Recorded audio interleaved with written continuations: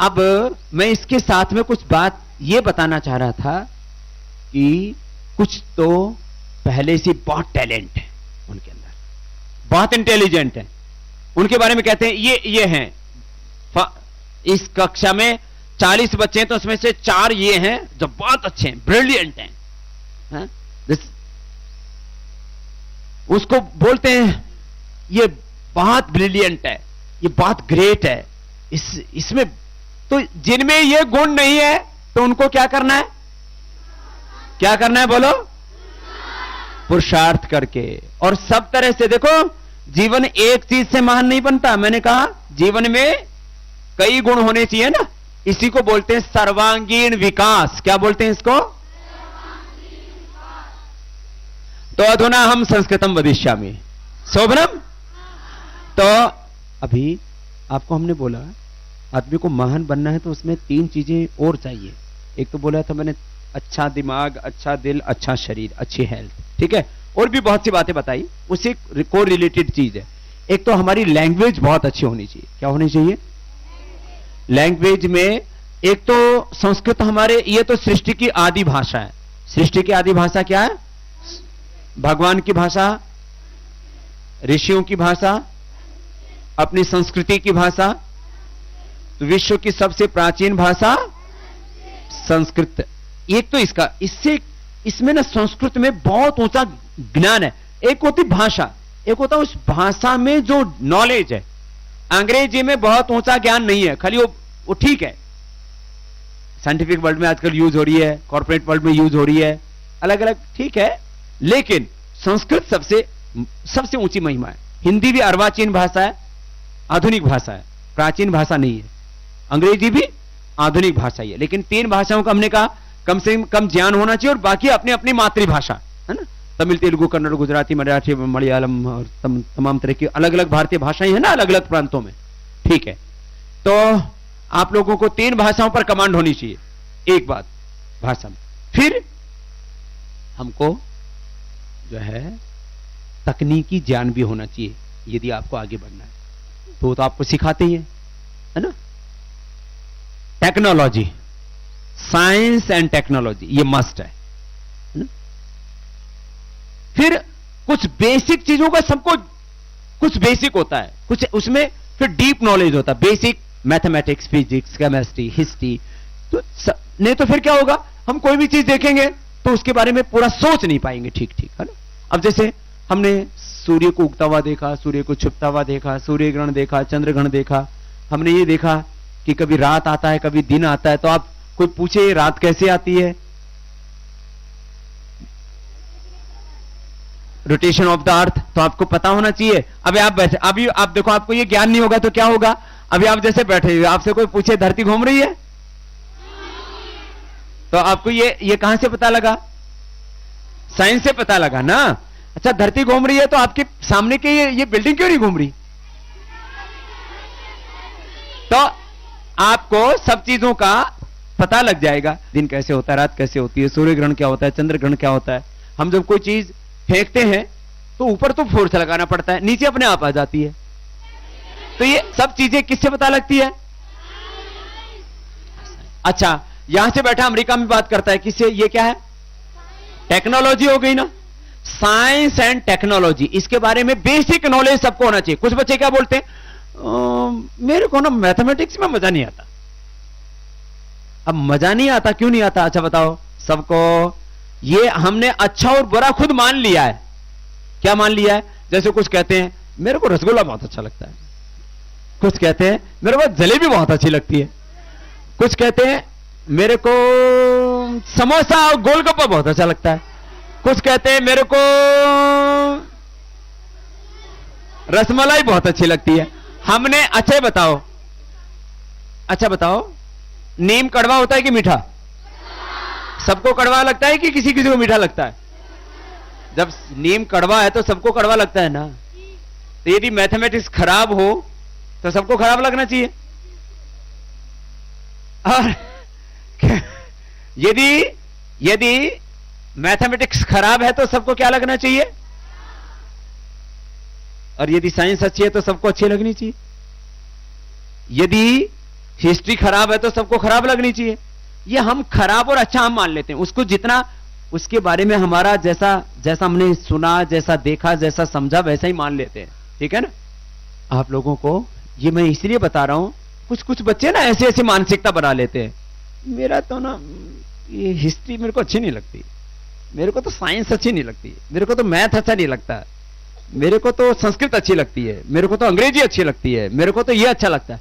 कुछ चीजें 12वीं कक्षा तक सब चीजों का नॉलेज, बेसिक नॉलेज सबको होना, फिर किसी एक सब्जेक्ट में आप डीप नॉलेज कर सकते हैं। ठीक है ना? किसी को वेद शास्त्र में नॉलेज करना है, किसी को इंजीनियरिंग में, किसी को डॉक्टरी में, किसी को साइंस में, टेक्नोलॉजी में, डिफरेंट सब्जेक्ट में जाना है ना, तो बाद में जाना। ए बेसिक नॉलेज सब सब्जेक्ट्स का सबको होना, उससे जीवन में कोई कंफ्यूजन नहीं रहेगा। एक तो ये बात। अब अगली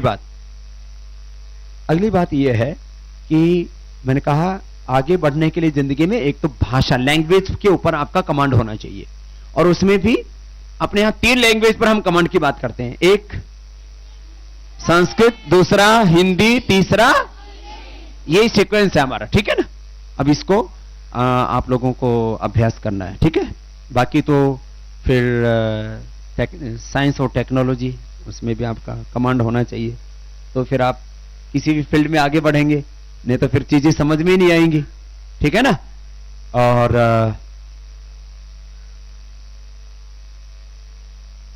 एक भाषा पर, दूसरा सामान्य ज्ञान सब चीजों का, फिर विशेष ज्ञान किसी भी एक चीज का। ठीक है ना?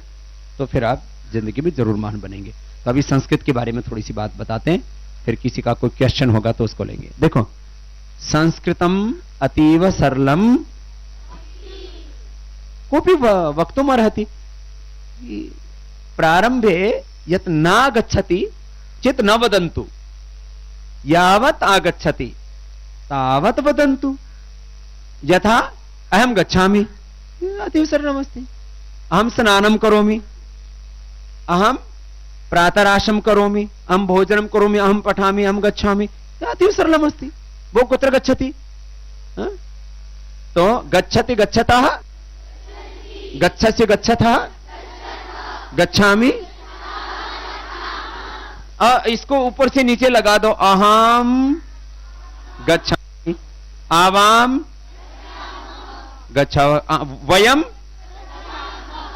अब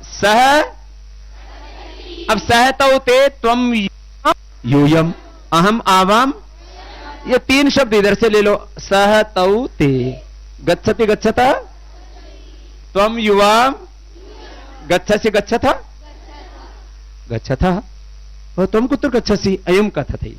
अहम आवाम, अहम गच्छामि, आवाम, वयम। प्रथम पुरुष और उत्तम पुरुष का ही अधिक प्रयोग होता है, हा? अहम और वयम, इसी का ज्यादा होता है। 2 का तो कभी कभी होता है, हा? वो वयम गच्छामः, वयम पठामः, वयम क्रीडामः, वयम पश्यामः। कि सरलम अस्ति। ऐसे ही जैसे संस्कृत सरल है, ऐसे हिंदी भी सरल है, ऐसे अंग्रेजी भी सरल है। ये होता क्या है, हम लोगों को जब कोई शब्द नहीं आता, हम क्या करना शुरू कर देते? हम डर जाते हैं। कैसे बोलेंगे? किमपि कठिनम यदा वदिष्यन्ति तदा संस्कृतम अपि आगमिष्यति। कथम भो किम नाम ध्येयम? उत्तिष्ठ सिद्धार्थ। कस्मिन् कक्षायां पठति? कस्यां कक्षायां पठति? कस्यां? षट् कक्षायां। उपविशतु, उपविशतु, उत्तिष्ठतु। सरलम अस्ति न? अतीव सरलम। अच्छा, तो स्व प्रभृति प्रातः उत्थाय, उत्थाय मीन्स उठ करके, उठाए, प्रातः उत्थाय संस्कृतम वदन्तु। ब्रह्म मुहूर्त समय वर्तते। प्रातः काल समयस्य नाम किमस्ति? ब्रह्म मुहूर्त। ब्रह्म मुहूर्ते 7 विभक्तियां होती है ना, राम है रामौ। तो जैसे किसी को एक वचन में ऐसे बोलना तो राम है, दो रामो, फलम फले कि एक द्वि बहुवचन, फिर को लगाना है तो द्वितीय में बोलो से है? आपको सब आता है ना, ये तो सिखाया है ना सबको, तो बस क्या है, इसको ऐसे ही बोल लो। एक तो होता से जब आएगा तो क्या लगेगा, तृतीया, और से अलग होना आएगा तो पंचमी। तो जैसे ध्वनि यंत्रेण हम वदामि, ध्वनि यंत्रात् ध्वनि गच्छति, तो एक ध्वनि यंत्रेण वदामि, मैं ध्वनि यंत्र से बोल रहा हूं और ध्वनि यंत्र से ध्वनि जा रही है बाहर, अलग होने में क्या लगेगी, उससे उसके द्वारा कोई काम हो रहा है तो, जैसे वृक्षात पत्रम, तो वृक्ष से पत्र गिर रहा है ना, और अब इसको तृतीया में बनाओ,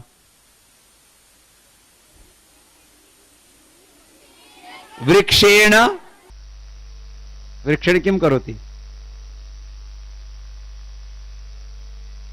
तृतीया जोड़ो और पंचमी जोड़ो, वृक्षात पत्रम पतति तो गिर गया, अलग हो गया, वृक्षेण किम करोति, ना वृक्षेण पत्रम तो न पतिष्यति, वृक्षात पत्रम पतिष्यति, वृक्ष से हमको फल मिलते हैं,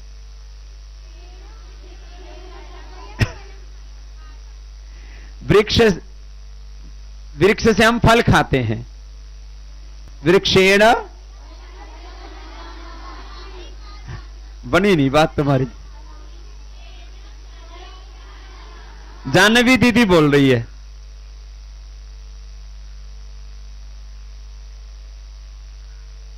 वृक्ष ना वृक्षेण, वृक्षेण करना अपने को तो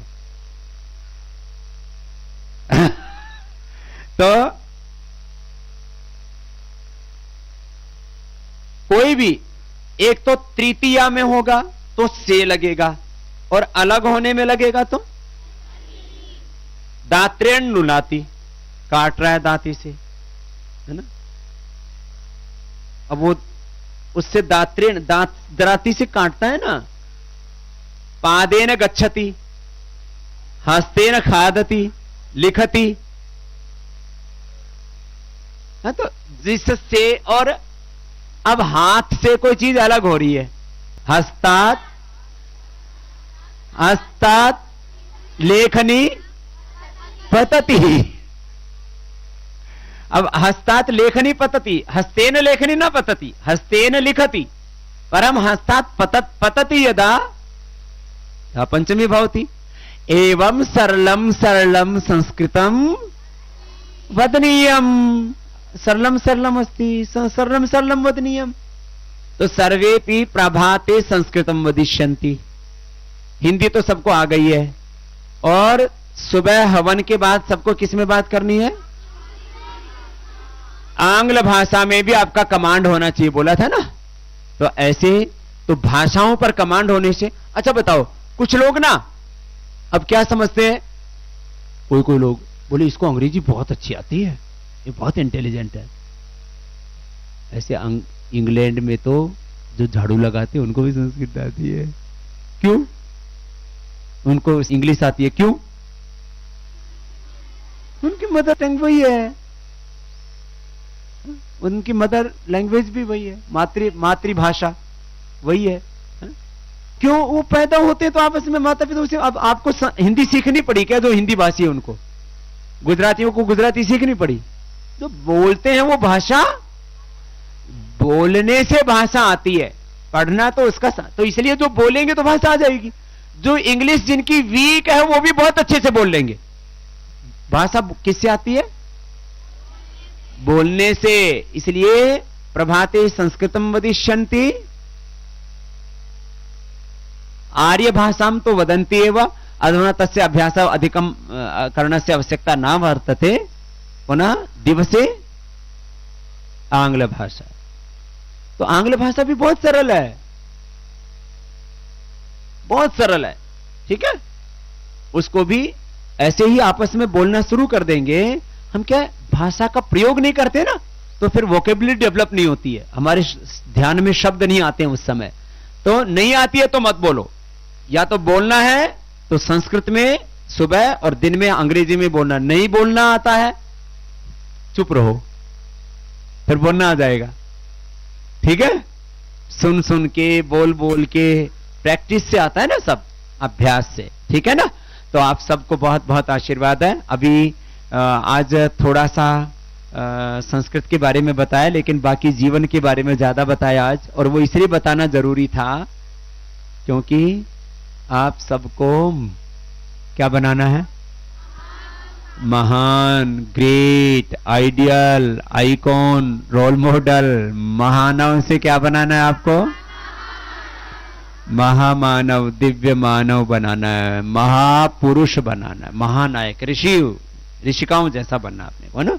मुझे पूरा विश्वास आप ऐसे ही बनेंगे और पूरे विश्व का आप नेतृत्व करेंगे। यज्ञ तो हम रोज करते ही हैं, ऐसे ही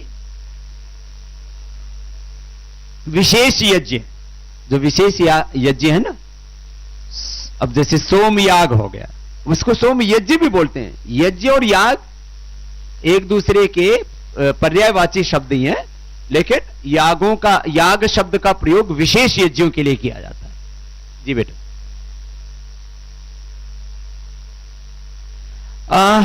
इसमें एक तो जो हम ये रोज यज्ञ करते हैं, इसका तो मकसद ये होता है कि हम लोगों के स्वास्थ्य से दुर्गंध निकलती है ना, हम लघु शंका करते हैं, शौच करते हैं, उससे भी दुर्गंध निकलती है, शरीर से भी दुर्गंध निकलती है। तो हम दुर्गंध निकालें और हम कोई सुगंधी फैलाने वाला काम ना करें तो पाप लगेगा कि पुण्य? इसलिए हवन करने का तो ये प्रयोजन है मुख्य रूप से। फिर उसमें मंत्र पाठ करते हैं, उससे अपने उपासना भी होती है। जो याग होते हैं उनमें विशेष प्रकार से हम यज्ञ के द्वारा कुछ विशेष शक्तियों का अर्जन करते हैं। जैसे पुत्रेष्टि यज्ञ हो गया, पुत्र की प्राप्ति नहीं हो रही किसी को, तो उस तरह की संविधाएं, सामग्री प्रयोग करनी पड़ेगी जिससे कि जिनको संतान नहीं हो रही है उनको संतान की प्राप्ति हो जाए, उनके शरीर के रोग विकार नष्ट हो जाए।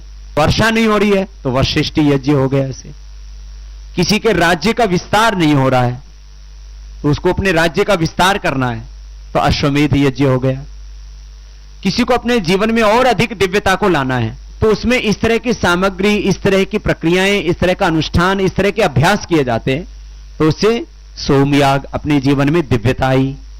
ऐसे तो उनके द्वारा किसी विशेष प्रयोजन को सिद्ध किया जाता है। ऐसा तो आप लोगों को यदि विशेष याग देखने की और करने की इच्छा है तो आप लोगों को सोम याग आदि विशेष याग भी आचार्य कुलम में करवा देंगे। ठीक है, पहले भी हमने करवाया था योगग्राम में, अब दोबारा आचार्य कुलम में करवा देंगे। और आचार्य कुलम को लेकर के और एक दो बातें बता देता हूं। अभी अपना छोटा है ये परिसर ना, ऐसे तो बहुत बड़ा है लेकिन फिर भी और बड़ा होना चाहिए।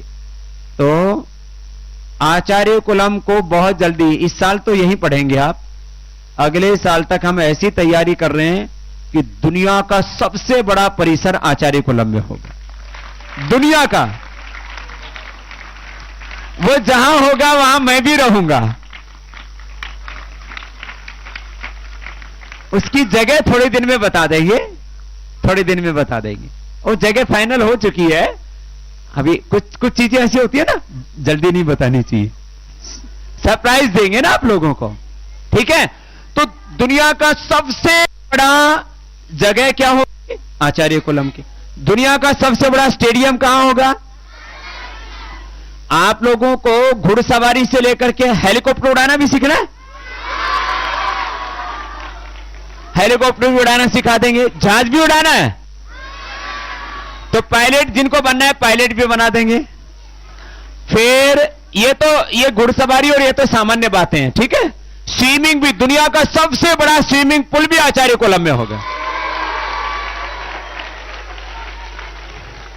इसलिए अभी हमने यहां नहीं बनाया, अभी उसको पेंडिंग में डाल दिया था। बहुत बड़ा, वर्ल्ड का सबसे बड़ा स्विमिंग पूल कि पूरे देश नहीं दुनिया के बच्चे भी कंपटीशन के लिए आएंगे तो आचार्य कुलम में ही आएंगे। इतना world class swimming pool, world class stadium, world class field, world class infrastructure and world class teachers and world class principal सब आचार्य कुलम में आ जाएंगे और आप भी वर्ल्ड क्लास बन जाओगे। अभी आप थोड़े बच्चे पढ़ रहे हैं ना, आगे हम पता है कितने की प्लानिंग कर रहे हैं।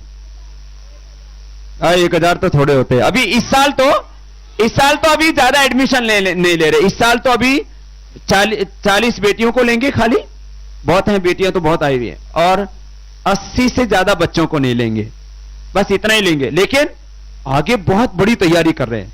पता है क्या तैयारी कर रहे हैं? पहले जैसे तक्षशिला नालंदा के बारे में आपने सुना है ना, उनमें कितने कितने बच्चे रहते थे? 10-10 हजार। कितने रहते थे?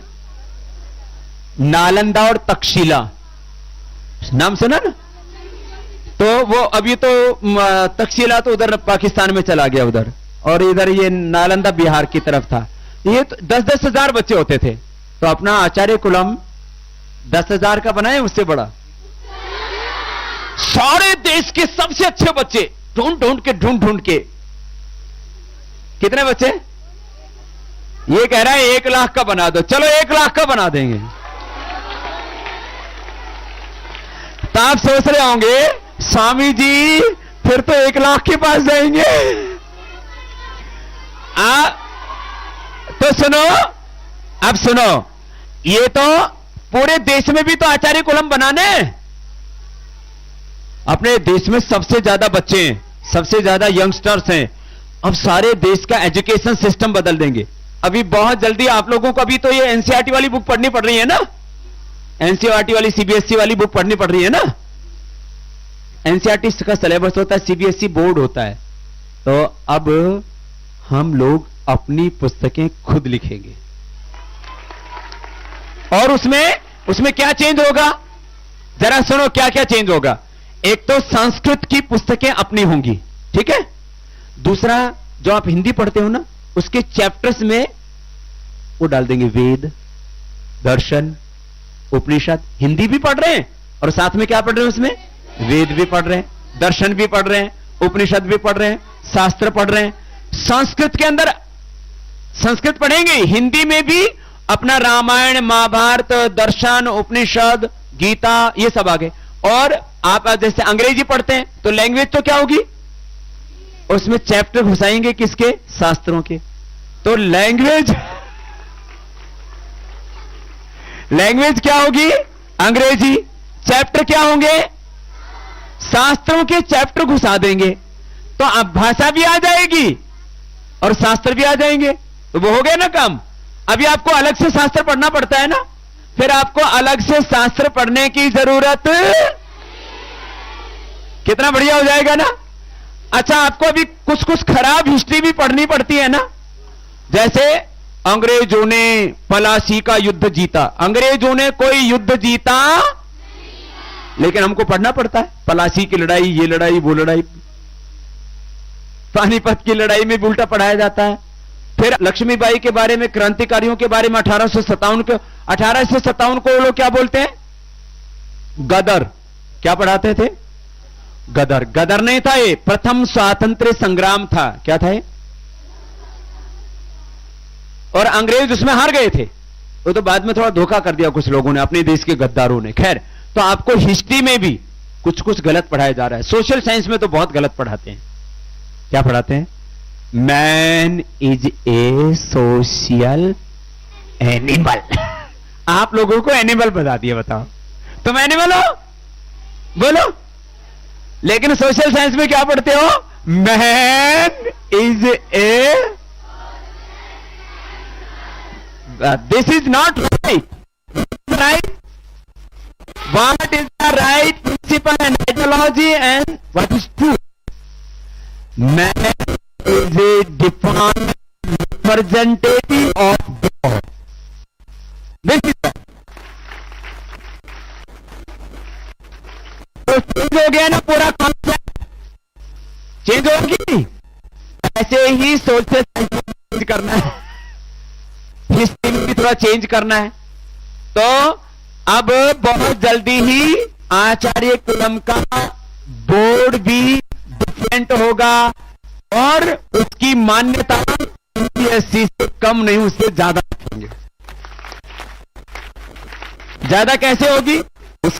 उसका पाठ्यक्रम अच्छा होगा ना, उसमें वैदिक एजुकेशन भी होगा, मॉडर्न एजुकेशन भी होगा, कंप्यूटर, मैथमेटिक्स, साइंस, ये सब एक जैसे ही रहेंगे, क्योंकि इसमें कुछ बदलने वाला ज्यादा नहीं है। थोड़ा वैदिक साइंस डालेंगे, थोड़ा वैदिक मैथमेटिक्स थोड़ा सा डालेंगे, लेकिन मैथमेटिक्स, साइंस, कंप्यूटर, ये तो पूरा। तो ये बोलो, ये अच्छा काम होगा कि नहीं? बहुत अच्छा होगा ना। और फिर इससे दूसरे लोग भी एफिलिएशन लेंगे तो पूरा देश बदलेगा कि नहीं?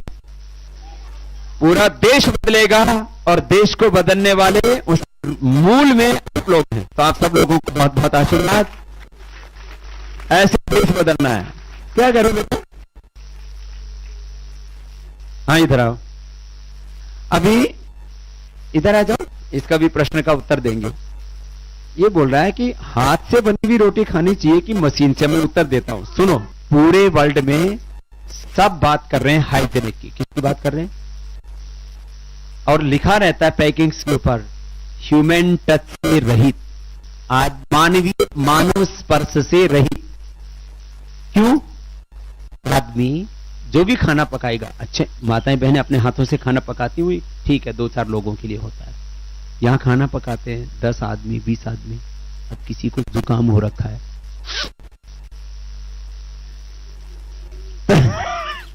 तो अब उधर जुकाम, सुनो, आपके लिए बहुत बड़ी बीमारी चल रही है, स्वाइन इसकी बीमारी चल रही। वो स्वाइन फ्लू किससे होता है? सर्दी, जुकाम, खांसी से। इधर से बैक्टीरिया आता है और वो श्वास में, रोटी में चला जाए। तो अब किसी को तेज नाक में आ रहा है और वो ये बोल रहा है बटर लगा दिया। सुनो, आदमी जब रोटी बेलेगा तो वो सांस लेता है कि उसका श्वास बंद रहता है? चलो, अब तो यहां रोटी बेल रहे हैं, इधर आओ, या ऐसे रोटी बेलो। अब इसका हवा इधर आता है कि नहीं? इसकी हवा इसका असर हो सकता है कि नहीं? और इसके हाथ में, चलो इसके तो अच्छे हैं, लेकिन इसके हाथ में, किसी किसी के हाथ में पसीना आता है। पसीना आता है कि नहीं आता? किसी किसी के अपने आप हाथों में देख लो, किसी किसी को पसीना आता है, बोलो। और आप अपने हाथ में रोटी बनाओगे तो पसीना रोटी में लगेगा कि नहीं? फिर इसको कौन खाते हो? तो ह्यूमन टच अच्छा हुआ कि खराब हुआ? हाथ में पसीना आया, वो किसके लग गया? रोटी के। और मुंह से सांस आया और उसमें से बीच में किसी से रोटी बेलते बेलते उसने बनानी शुरू कर दी, तो थूक भी किस पे पड़ा? रोटी पे। और फिर वो उसको बीच बीच में सर्दी हो गई, और सर्दी होने के बाद में सकता है। तो अगली और बात सुन लो, अगली बात सुन लो। अभी पूरी दुनिया में क्या बोला जाता है? Hygienic food. क्या बोला जाता है? हाइजेनिक फूड को बेस्ट माना जाता है। तो आप लोगों को जो मशीन से रोटी बना के देते हैं ना, उसमें किसी भी तरह का किसी को कोई बैक्टीरियल, वायरल इन्फेक्शन, ह्यूमन को सबको खराब ऐसा होगा, ऐसे नहीं कह रहा हूं, लेकिन किसी को भी कोई ह्यूमन को डिजीज है वो ट्रांसफर। इसलिए आदत तो हमारी क्या है? पहले हाथ की रोटी खाने की आदत पड़ी हुई है। तो मशीन की रोटी, गाय का घी लगा करके उसको हम बोलते हैं, जब आपका खाना होता है उससे पहले ही जस्ट बनाते हैं, और उसकी 1 घंटे की स्पीड कोई 1000 रोटी बनाने की है। इसलिए जो हाथ से भी बनाएंगे तो वो भी ठंडी हो सकती है, उसको तो ठीक से रखना पड़ता है ना। तो आप लोगों को इसके बारे में इसलिए किया गया, मशीन की रोटी हमने ऐसा जानबूझ के किया। उसको तो हमने लाख रुपए की मशीन मंगाई, उसमें तो कितना 5-7 लाख रुपए की तो मशीन है वो। आपने मशीन आप लोगों को दिखाएंगे ना, आपको एक दिन विजिट करवा देंगे। तो आज अभी शेष क्वेश्चन सेकेंड भी क्लास तो लेंगे, आज फाइनल क्लास थोड़ी। बोलो वीर श्रोमणी महाराणा प्रताप की।